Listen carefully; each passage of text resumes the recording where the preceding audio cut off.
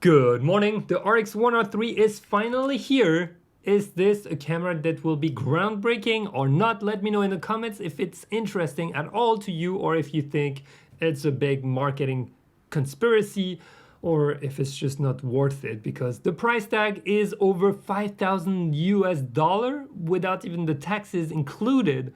So it's quite a big step, and there are a few things like a tilt screen that literally went away from the RX1R II. We need to talk about that and why I was disappointed, what exactly is an RX1R III, and last but not least, the price, and should you even consider it or not. I'm gonna try to give you a little opinion right there, and please be careful, the marketing is strong. So let's get into it. This camera, the RX1R III, just dropped.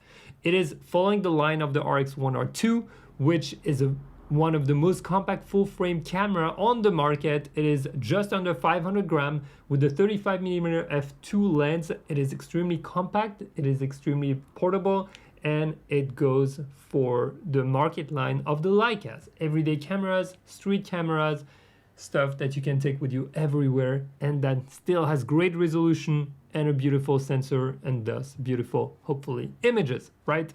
But your images are not great because of the camera. Keep remembering that one and you will be a great photographer.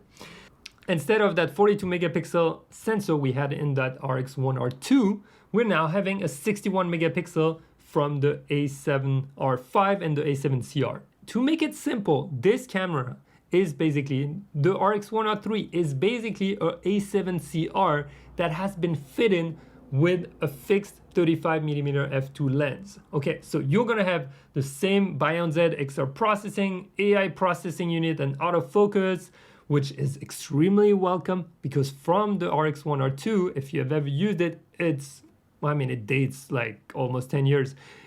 It's a slow camera. It is very slow to focus, especially at night. It is slow to boot up, so the update is very welcome on that. And that's something that we were asking for. But there are a lot of things that we did not ask for that have been forced upon to us that I personally am really not happy with. But let's keep going. You'll see in a second.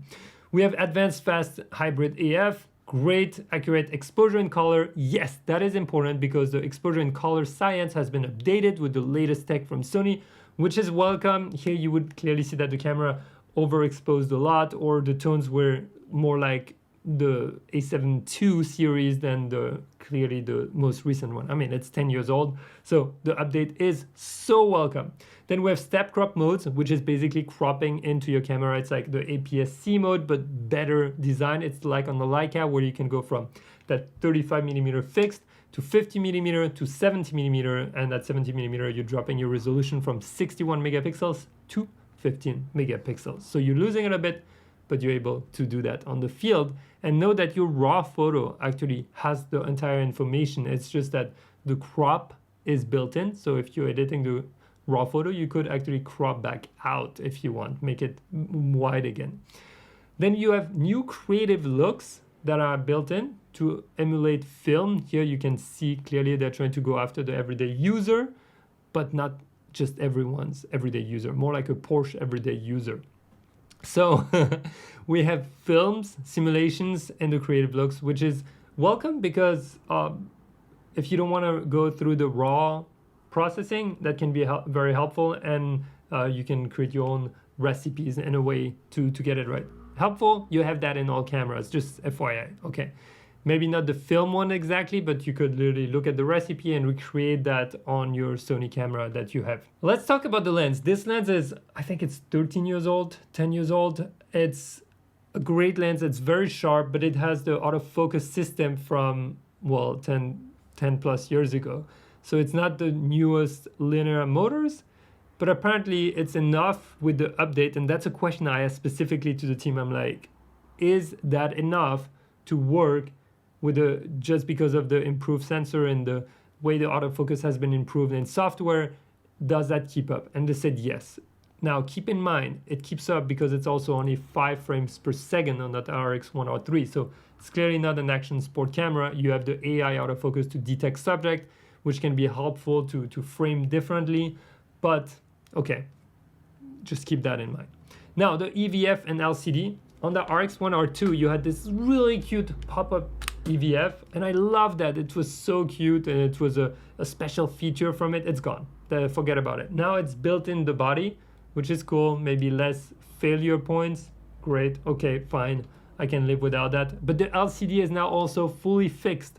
You have no ability to have a tail screen anymore, and that, my friend, is a big disappointment. Now I talked to the team and I asked them, and I really pushed them on that, and they said they had to choose things to let go of in order to keep that same size factor and being able to integrate the latest tech they wanted to integrate. So I don't know if there was really no way to have a tilt screen. That just seems hard to believe, because they made the top button flush with the body, so they're like kind of integrated in the body. But could you not leave them like this and gain some space here? I don't know.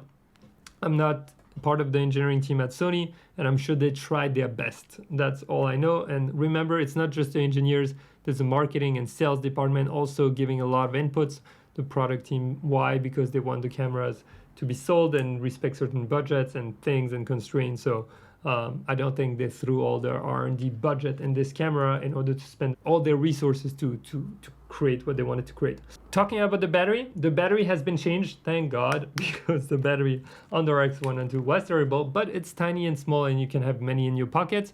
But now we have the battery that allows maybe on paper for like about 100 more shots, which comes very welcome. Now the few people I talked to that used it said it's actually more, and because the camera consumes a lot less power while it's not being used, or it's just on but not actively shooting, which is a big draining point on the RX1R II. And we have some video recording capabilities in 4K 30 frames per second.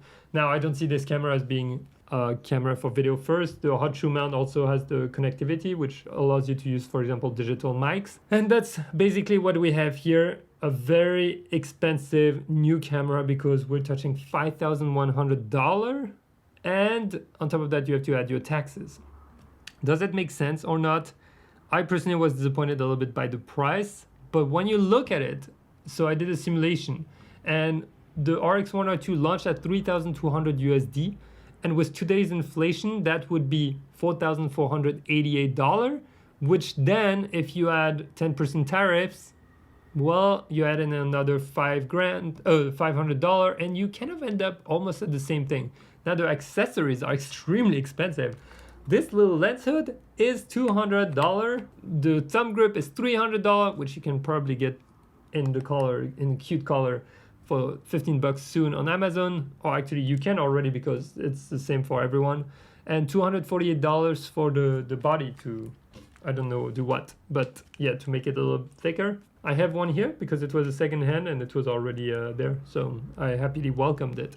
Let me know again, what do you think? Is this justified or not? Were you expecting for more changes? And if so, be precise. What kind of changes were you expecting, and what changes were you not expecting? Overall, if you have never used the RX1R II, this may be a beautiful tool to have for every day if you want that premium expensive feel. But I will say there's been a lot of design changes that makes it less premium for me. Why? Because it's just a black body now. It's completely black. So unless they come up with their own specific maybe series that are a little cuter, well, I don't really see how that looks as great as a Leica. But that's my personal opinion. I really loved, look, on that RX1R II. So we have that orange rim by the lens, and it really added something. So it just ends up looking like every other Sony camera and not really separating itself, at least in terms of the design. Now the size, weight, and tech is very welcome. Let's see how it holds up. Remember, a new camera won't make you a better photographer, and an expensive camera even less. So please, make sure to watch this video if you want to get sharp photos, or watch this one if you want to see my experience and the shots I took with the RX1R II so far over the years. And remember, get out there, go shoot, try something different, try something new. I'll see you in the next one. Save some money. Maybe get yourself a trip instead of a new camera.